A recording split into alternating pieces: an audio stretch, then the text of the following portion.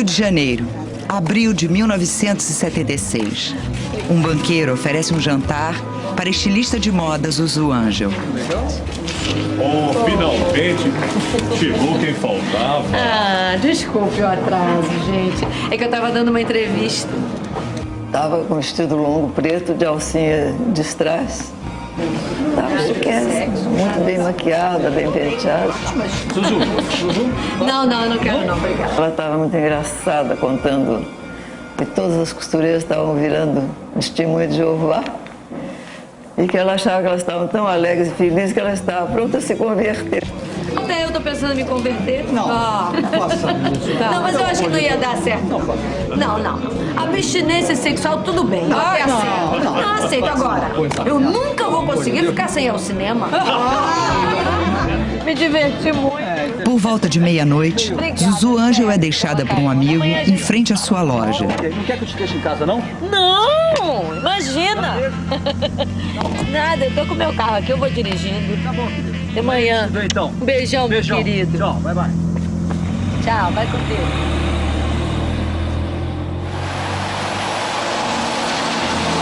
Ela segue para casa, no bairro da Barra da Tijuca.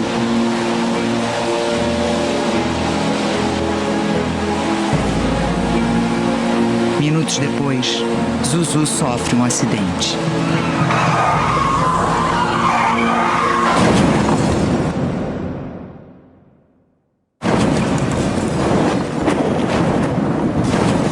A tragédia silencia para sempre uma mulher que durante 5 anos desafiou o governo militar.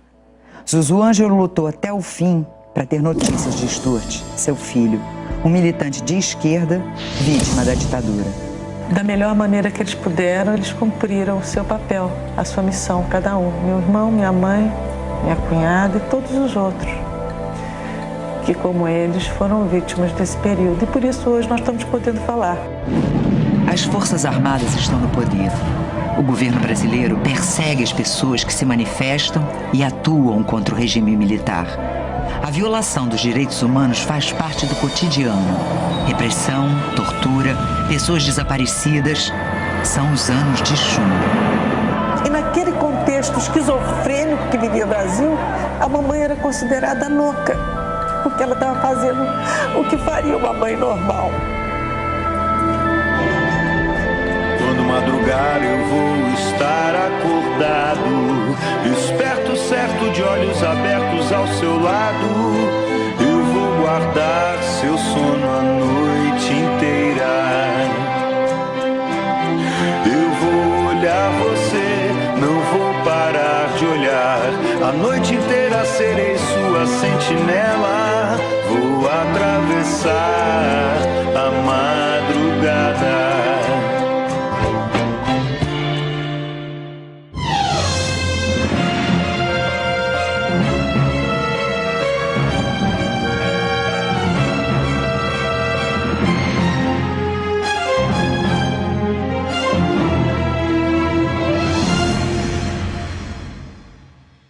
O Linha Direta Justiça continua a série jornalística sobre os casos que marcaram o país. No programa de hoje, você vai ver a história desta mulher, a estilista de moda Zuzu Angel, que se transformou num exemplo de determinação e coragem. Ela sacrificou a própria vida em nome de uma pergunta: onde está o corpo do meu filho? Zuzu Angel morreu sem saber a resposta. 19 anos depois, o caso do misterioso acidente que matou Zuzu Angel foi parar no Ministério da Justiça. E a gente ficou muitos anos nessa busca, nessa procura, nesse desespero, querendo localizar, saber do Stuart, e ao mesmo tempo não querendo saber. Porque a gente sempre intuía que a notícia podia ser a pior notícia. Zuzu Angel nasceu com o nome de Zuleika de Souza Neto. Aos 22 anos, ela se casa com o americano Norman Angel Jones. O casal vai morar no Rio de Janeiro e tem 3 filhos.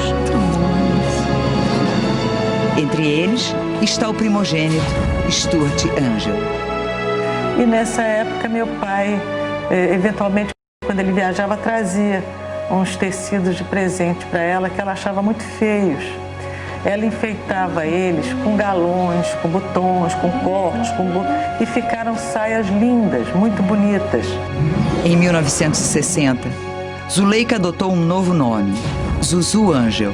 A confecção é um sucesso, mas o casamento com Norman termina.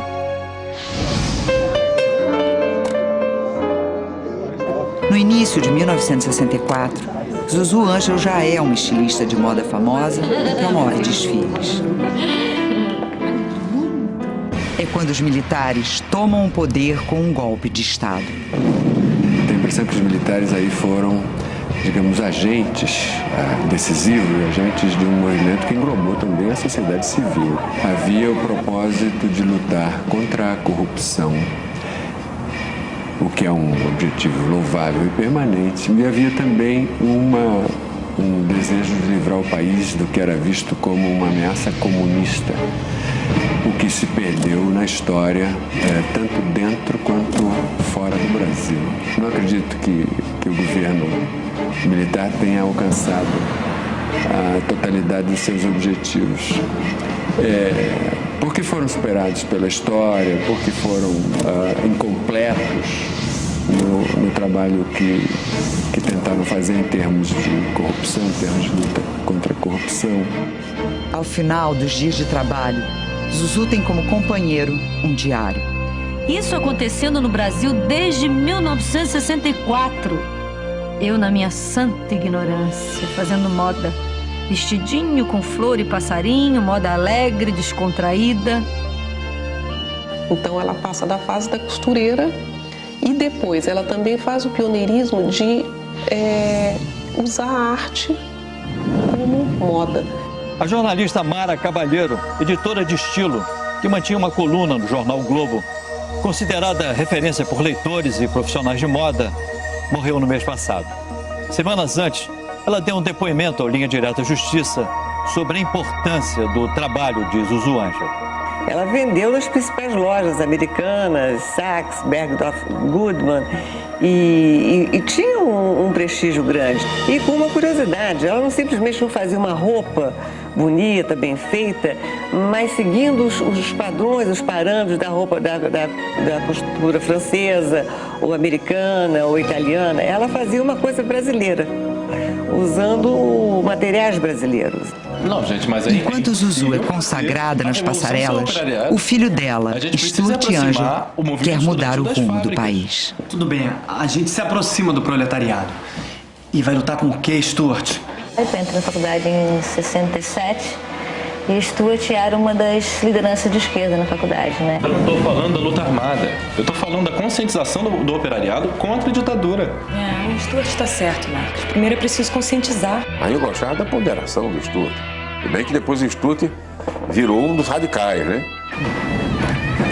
Oi, mãe. Tudo bem? Eu não entendo. Um dia maravilhoso lá fora, vocês aqui entulhados dentro desse quarto. Por que não vão à praia em vez de ficar aí jogando conversa fora? Conheci Zuzu da casa dela, né? Mas ela ficava tratando a gente muito mal. Quando a gente fazia um movimento estudantil, que a gente ia lá se reunir e tal, ela ficava irritadíssima. Olha, mãezinha, por favor. Soninha, vê se você consegue levar o seu namorado pra tomar um pouquinho de sol. Ô mãe, será que você pode deixar a gente estudar, por favor?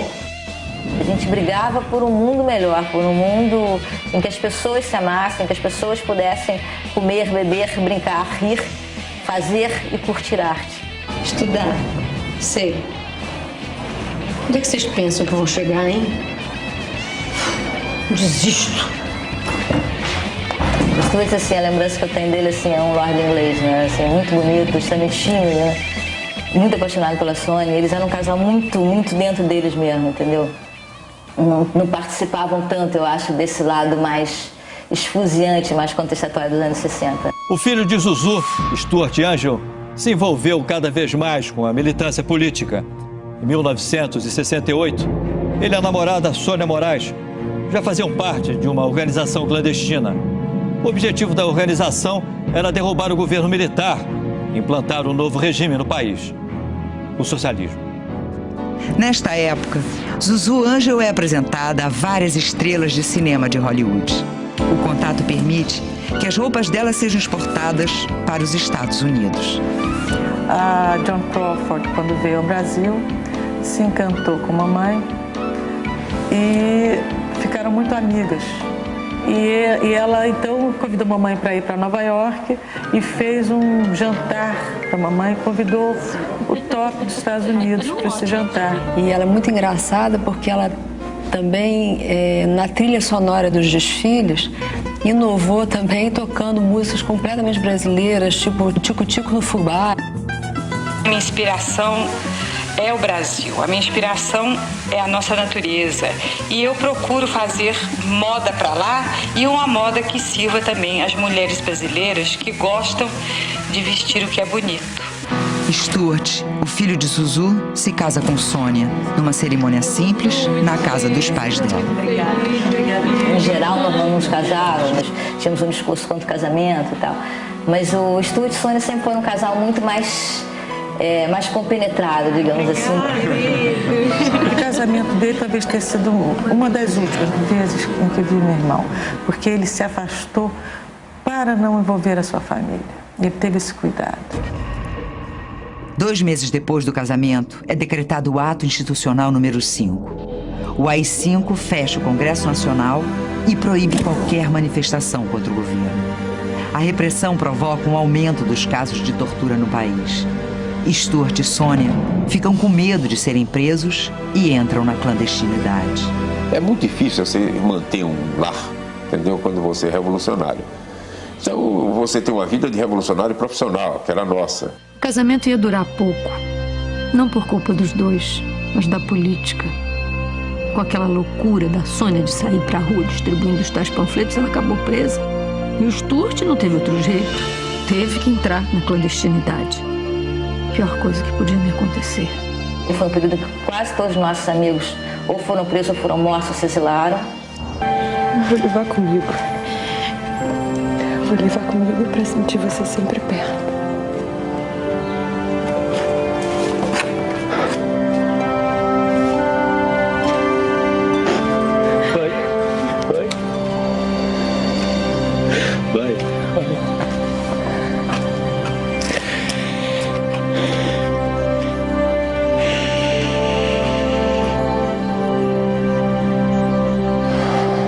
Você tem mais ou menos a dimensão da força da ditadura quando você é preso, da força da repressão e do quão pequeno que nós éramos, entendeu? Eu acho que a Sônia viveu isso e ela, quando saiu da cadeia, ela quis ir para o exterior. Mesmo sem aprovar a militância política do filho, Zuzu Ângel resolveu se aproximar da primeira-dama, dona Yolanda Costa e Silva, mulher do general Costa e Silva, então presidente da República. Ela queria tentar proteger o filho. Ela talvez acreditasse que ela, tendo uma amizade no meio militar, ela poderia preservar o filho dela, como muitos filhos foram preservados.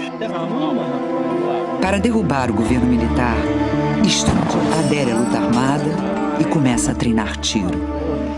A primeira ação a gente nunca esquece. Foi num banco, que na verdade não foi num banco, foi no restaurante Castelinho.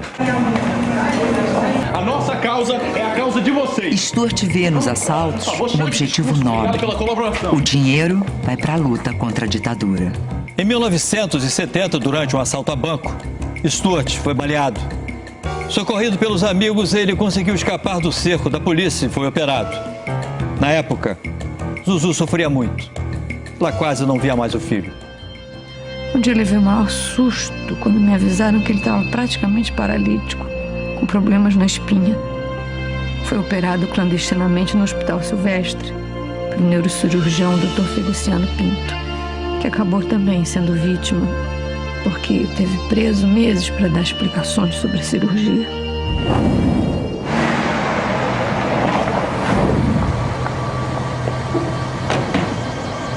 Stuart se recupera e volta a agir. Eu não vou falar nada! Segundo testemunhas, Stuart é levado para o Centro de Informações de Segurança da Aeronáutica, o CISA, na base aérea do Galeão. Os militares querem saber onde estão os companheiros de Stuart para prendê-los. Pois então, tu vai falar! Vai falar! Fala! Fala! Numa das celas, o poeta Alex Polari, companheiro de Stuart na luta armada, está preso. Apesar de debilitado pela tortura, ele consegue testemunhar tudo. Pois então agora tu vai falar! Fala! Alex Polari vive hoje no Acre. Procurado, ele disse que prefere não voltar a falar sobre assunto tão doloroso. Mas num documentário realizado em 1986, Alex deu este depoimento. Que a câmara de tortura, inclusive, ela era hermeticamente fechada e pouca gente ouvia quando acontecia algum tipo de sessão lá dentro. Mas essa era no pátio, quer dizer, era embaixo da minha janela. Vi mais ou menos a cena que eles estavam torturando o Stuart, inclusive arrastando ele com a viatura no pátio e fazendo, como é que se diz, ele ingerir gases tóxicos, né, assim,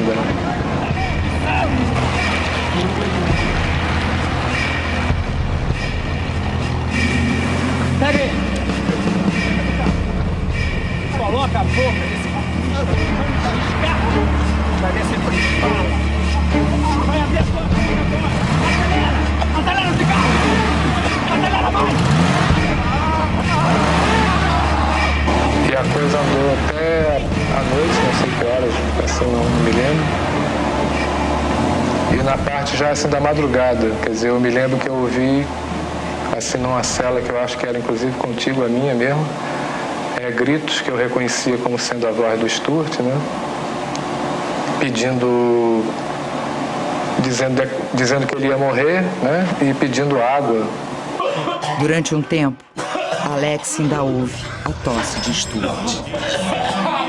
Talvez o mundo não seja pequeno, nem seja a vida um fato consumado. Quero inventar o meu próprio pecado, quero morrer do meu próprio veneno.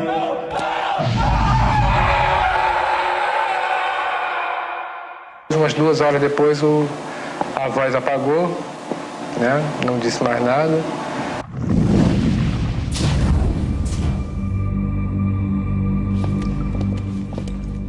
Quero perder de vez tua cabeça, minha cabeça perder teu juízo. Quero cheirar fumaça de óleo diesel, me embriagar até que alguém me esqueça. Vai virar comida de peixe na restinga.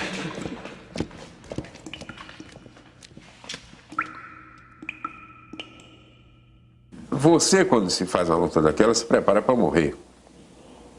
Quer dizer, não é um... Morrer faz parte do processo. Agora, a morte dele foi uma morte bárbara. É uma coisa que é realmente indignante. Nenhuma sociedade bem estruturada pode admitir a tortura. Nem a tortura militar, nem a tortura policial. Essa também é tão nociva, ilegal e repugnante quanto a outra. Dos 6 militares acusados por Alex Polari de serem responsáveis pela tortura de Stuart e Angel, 3 estão mortos. Dos 3 que continuam vivos, um diz que foi confundido com outra pessoa. O outro não consta como tendo servido às Forças Armadas. O 6º acusado, o brigadeiro Carlos Afonso Della Mora, nega ser um torturador. Na época, ele era comandante do Centro de Informações de Segurança da Aeronáutica. Hoje, como sofre de pressão alta, a família preferiu que ele não falasse. Mas a filha dele deu uma entrevista ao Linha Direta à Justiça. Qualquer pessoa que conhece meu pai sabe que ele é um homem bom, generoso, íntegro, que não tem nada a ver com essa imagem que poderiam estar tentando passar dele. Por que eu afirmo que é uma mentira? Por causa que esses fatos teriam acontecido no Rio de Janeiro, na base aérea do Galeão.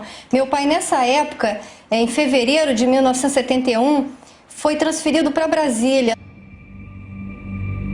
Sem saber o que aconteceu com o filho, Zuzu Angel começa uma cruzada para encontrá-lo. A Zuzu ia não crescendo. A Zuzu não tinha limite para obter aquilo que ela queria. A coragem dela realmente limitada. Chegava ao desassombro. Zuzu convence o comandante do 1º Exército a levá-la até o DOI-CODE, o temido órgão da repressão militar. A sala também se encontra vazia. A senhora pode ver. Eu já lhe disse, dona Zuleika, seu filho não está aqui. Aqui não se tortura ninguém. Aqui também não se mata ninguém. O senhor me desculpe, general, mas eu acho que o senhor devia demitir o seu oficial do dia. Por quê? Porque ele é um incompetente. Ou o senhor acha que eu vou acreditar nesse monte de lençóis esticadinhos? A gente viu Stuart em toda parte, entendeu? Era como se ele estivesse vivo, assombrando a gente, porque a gente procurava ele em tudo. Onde está você, minha Tuti?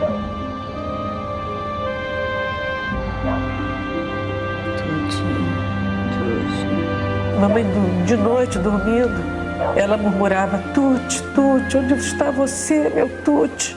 A noite inteira. Em setembro de 1971, Zuzu Angel faz um desfile na casa do cônsul brasileiro em Nova York. Ela usa um vestido preto em sinal de luto pelo desaparecimento do filho. Eu me lembro dela muito orgulhosa, dizendo assim: o primeiro desfile político do mundo, nunca houve um desfile político, porque ela transformou aquilo realmente numa denúncia da ditadura. No dia seguinte, os jornais falaram do meu desfile, destacando aquilo que eu mais queria. Contaram o caso do meu filho. Descreveram a roupa de mais impacto, em que substituí pássaros, borboletas e flores, que sempre foram minha característica já conhecida das americanas, por símbolos guerreiros. Em 1973, Zuzu Angel ficou sabendo que Sônia, a mulher do filho, tinha voltado ao Brasil e que havia sido presa em São Paulo. 7 meses depois, o segundo exército informa: Sônia Maria Moraes Angel foi morta em combate. Os amigos dela garantem: Sônia morreu sob tortura. Zuzu continuou a busca pelo filho e ficou sabendo que Stuart não estava em nenhuma das unidades das Forças Armadas. Mesmo 4 anos depois do desaparecimento dele, Zuzu se negava a acreditar na morte do filho. Foi somente em maio de 1975 que ela recebeu uma carta escrita por Alex Polari, que continuava preso. Polari contava em detalhes a sessão de tortura sofrida por Stuart 4 anos antes e testemunhada por ele. A carta chegou às mãos de Zuzu na véspera do Dia das Mães. Era uma carta terrível.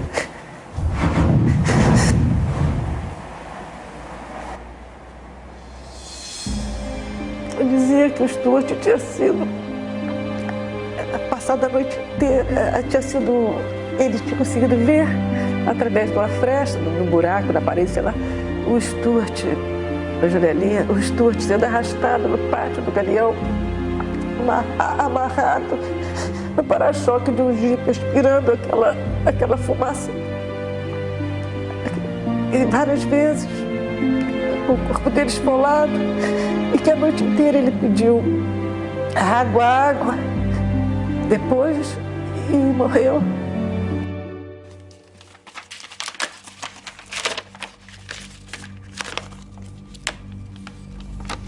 Vem por meio desta reafirmar e confirmar que diz respeito ao destino de Stuart Edgar Angel Jones. Stuart, quando caiu, portava uma calça verde garrafa, camisa clara e um casaco bege. Foi colocado no porta-malas de um Opala. Onde você está agora, meu filho? Junto a um sem número de torturadores, oficiais e soldados. Stuart, já com a pele semi-esfolada, arrastado de um lado para o outro. No pátio, amarrado a uma viatura, e de quando em quando obrigado com a boca quase colada a uma descarga aberta. Ai, meu amor! Meu filho, como você sofreu! Eu vou morrer! Eu tô ficando louco! A tosse aumentou. As frases se tornaram ininteligíveis e depois cessaram por completo. E retiraram de lá Stuart Neto, certamente já morto. E Stuart diz pra mim que isso não é verdade. Aparece pra mim. Tuti! Por que, meu Deus? Por quê?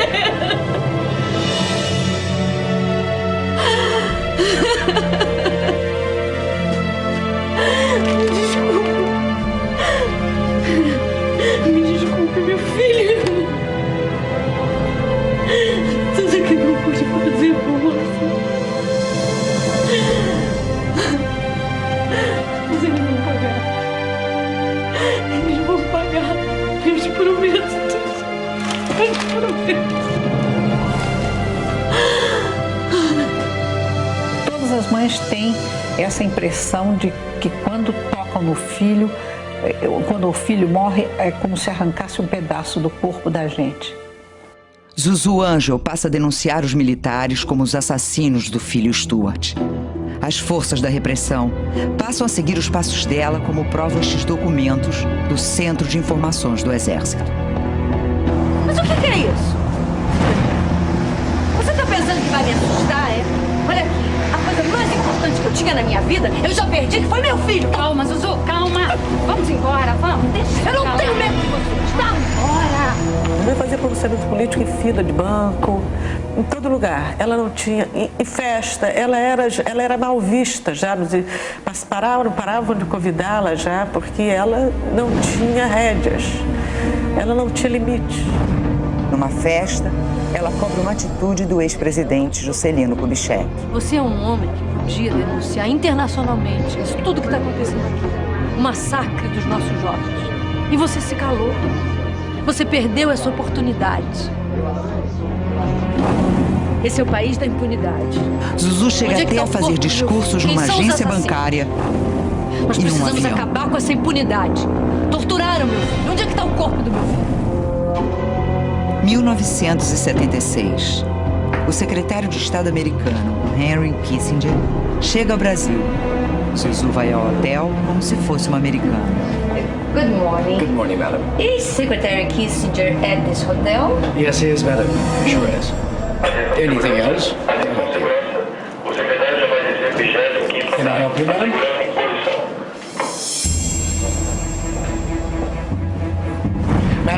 Madam, please, you can get in there. Por favor, siga aquela senhora. Siga ela, por gentileza. O episódio do Kissinger aqui é um episódio típico, né? Não só de coragem, né? De destemor, aquele destemor como ela vai direto para o elevador, sobe e vai ao 25º andar. Deu a sorte, na hora que ela estava chegando, que estava saindo da suíte dele, tanto que os seguranças, sabe, não tiveram tempo nem de impedir, e era um gesto translocado, né, da Zuzu, e que acabou dando certo. Mr. Kissinger, please, I need to talk to you. Yes, baby, what do you want? This is a file about the death of my son that occurred inside the Brazilian government's official building. His father is an American citizen. Please, help me. Yes. Eu acho que isso precipitou muito a morte dela, porque ligavam para a casa dela, ligavam de madrugada e diziam, não, nós vamos fazer isso, vamos te matar. E ela dizia, vem aqui, seu covarde, por telefone, vem aqui pessoalmente. Ela fazia isso. Alguns meses antes do encontro com Kissinger, Zuzu surpreende os amigos ao distribuir um bilhete de testamento. Um dia Zuzu deixou na minha casa e deixou em outras casas, sei, pelo menos de 3. Deixou com Paulo Pontes, que era outro amigo dela, com Chico Buarque, não sei se o Ziraldo recebeu, um bilhete que era realmente assustador. De certa maneira, quando aconteceu o acidente, era uma coisa um pouco esperada, temida pelo menos, pressentida por nós. Na madrugada de 14 de abril de 1976, 5 anos depois da morte do filho, a estilista de moda Zuzu Angel sofre o acidente fatal.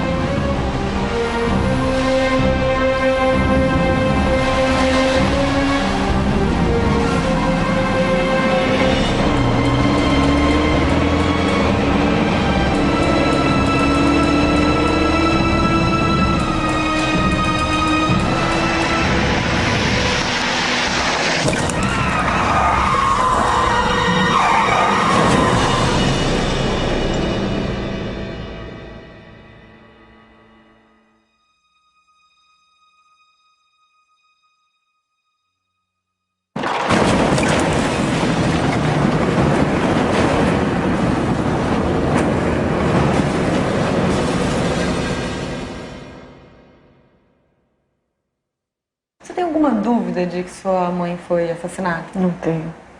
Não tenho. Infelizmente, Larissa. Eu gostaria tanto de continuar vivendo nessa dúvida, mas eu não tenho. A certeza dos parentes de Zuzu Angel de que ela tinha sido assassinada encontrou respaldo na polícia. O inquérito policial da época atestou que a estilista morreu no acidente. Zuzu teria dormido ao volante, estava bêbada ou sofreu um mal súbito. Uma conclusão que causou polêmica. Nesta versão, Zuzu vem pela pista da esquerda. Privada de seus reflexos, ela bate no meio-fio, perde o controle do carro e capota. Das três hipóteses que eles levaram em consideração, a primeira foi um estado de embriaguez que o exame de necrópsia descartou, uma vez que não se verificou nenhuma ingerência do álcool sobre o organismo. Eles não constaram nos seus laudos nenhuma alteração orgânica que justificasse essa conclusão patológica. Apesar da polêmica, prevaleceu a versão do inquérito policial. Mas a família nunca se conformou. Em 1995, o Ministério da Justiça criou uma comissão para avaliar o pagamento de indenizações às famílias dos mortos e desaparecidos durante a ditadura militar. A família da estilista pediu o reconhecimento da responsabilidade do Estado na morte de Zuzu. Na primeira votação, o pedido foi negado, mas um novo laudo técnico e o depoimento de uma testemunha derrubaram a versão oficial. A testemunha revela que a morte da estilista não foi um acidente. O carro de Zuzu Angel teria sido fechado por um outro que a seguia. O carro da Zuzu Angel, ele veio e um outro carro abalroa esse carro e aqui, mais ou menos nesse sítio, ele joga o carro da Zuzu Angel aqui embaixo. O que espantou foi que quando chegamos aqui nesse local, com o carro-manguia já tombado lá embaixo, menos de 5 minutos, talvez 3 minutos, já existia um aparato enorme de automóveis e policiais cercando o automóvel. Mas o que foi um dado decisivo foi a perícia técnica, que era impossível qualquer versão no sentido de que ela tenha adormecido, porque se assim fosse, a localização do carro ou o local, a balaustrada onde o carro teria batido seria completamente diferente, completamente diverso. Se houve uma tentativa deliberada de provocar um acidente que levou à morte da Zuzu Angel, isto é absolutamente condenável, imperdoável. Dos 7 membros da comissão, 3 votaram contra a versão de que o acidente sofrido por Zuzu Angel foi provocado pelas forças da repressão. Ouça a justificativa de um dos integrantes que defendeu esse voto. A prova fundamental que restou, afastadas as demais pelo que eu disse, seria a de que havia um certo número de carros de polícia que chegaram rapidamente. Isso é um indício extremamente fraco. Em memória de Zuzu Angel, o túnel que ela cruzou antes de morrer ganhou o nome dela em abril de 1998. Um mês antes, o governo do Brasil já tinha reconhecido que Zuleika Angel Jones, a Zuzu Angel, foi uma vítima da ditadura militar. Hoje nós temos forças armadas que estão inteiramente integradas com o governo, com a democracia, com o seu lugar na democracia. Houve uma mudança radical. Não só houve uma mudança ideológica no seio das Forças Armadas, como houve uma mudança no próprio país. Eu lhes dizia que o que aconteceu em 64 não pode acontecer mais. As Forças Armadas hoje têm suficiente maturidade para não se deixar envolver em esquemas político-partidários. Nós estamos absolutamente livres desse risco. A mãe Coragem morreu sem saber o que fizeram com o corpo do filho Stuart Angel, que até hoje, 32 anos depois do desaparecimento, nunca foi encontrado. Zuzu foi homenageada por Chico Buarque e Miltinho, do grupo MPB4, com uma canção inesquecível. Aí ele contou para mim que tinha pensado em exatamente fazer uma homenagem a Zuzu Angel, porque ela tinha morrido há uns 3 anos antes desse momento em que ele... 3 ou 2 anos antes, e fiquei maravilhado com o resultado, né? É um poema lindo e uma homenagem muito, muito bonita.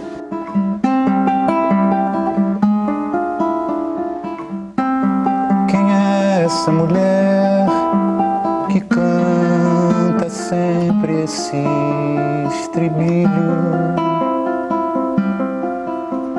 Só queria embalar meu filho, que mora na escuridão do mar. Quem é essa mulher que canta sempre esse lamento?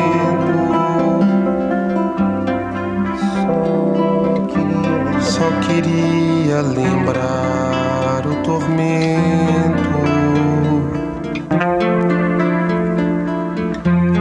que fez o meu filho suspirar.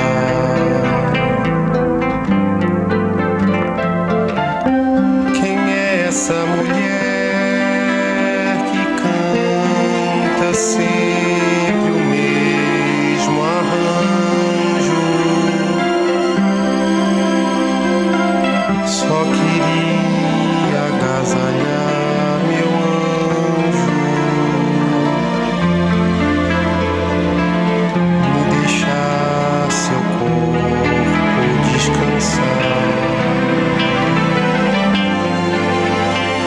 Quem é essa mulher que canta como dobra um sino?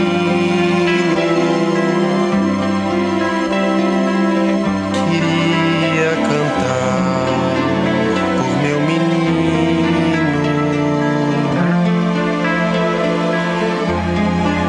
que ele já não pode mais cantar. Quem é essa mulher? Eu estou querendo o mínimo que uma mãe pode pedir. Saber se o meu filho está mesmo morto. Receber o seu corpo.